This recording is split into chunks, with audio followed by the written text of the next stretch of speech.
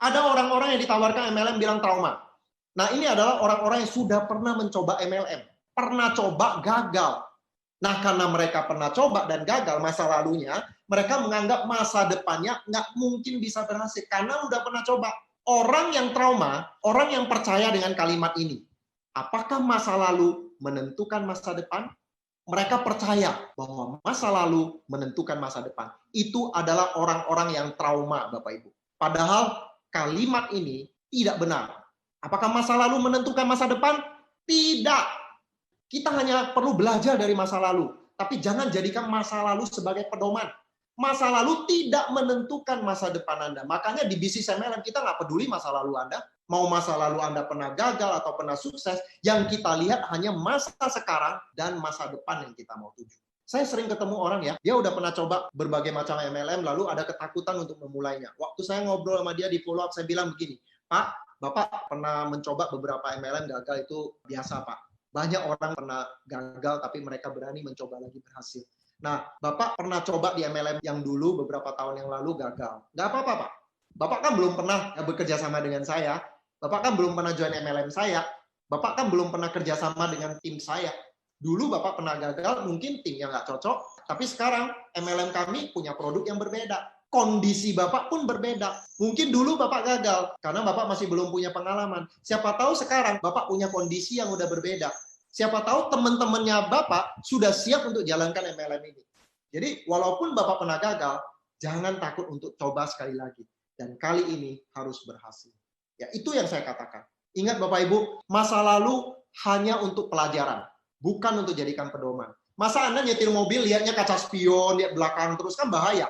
Lihat ke depan dong. Dan ada banyak pengalaman, teman-teman yang jalankan MLM sukses, dulunya pernah gagal Bapak Ibu. Itu udah nggak heran lagi. Saya mau kasih contoh penulis dari buku Beach Money.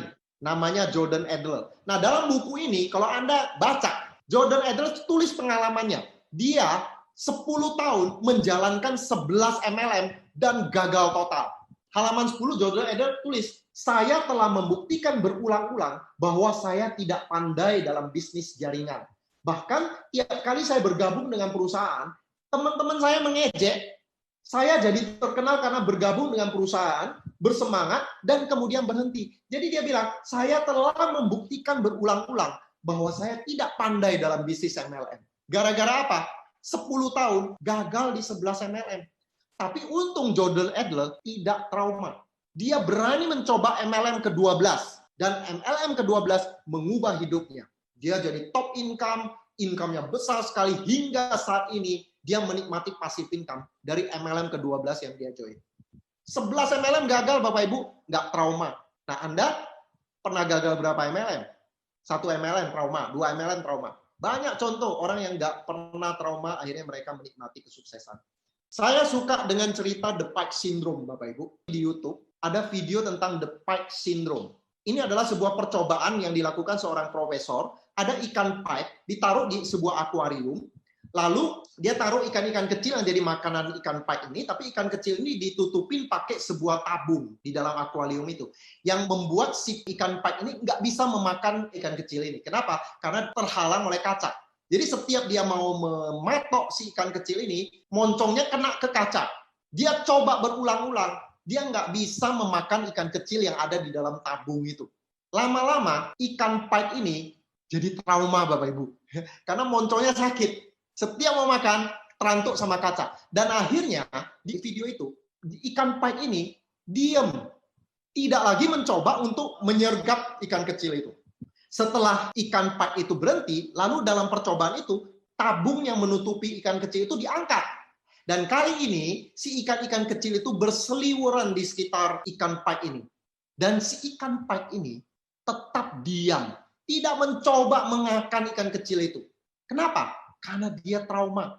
Dia sudah mencoba berkali-kali, nggak berani coba lagi. Dan akhirnya ikan pike ini mati, Bapak Ibu. Di tengah-tengah makanannya. Gara-gara apa? Trauma.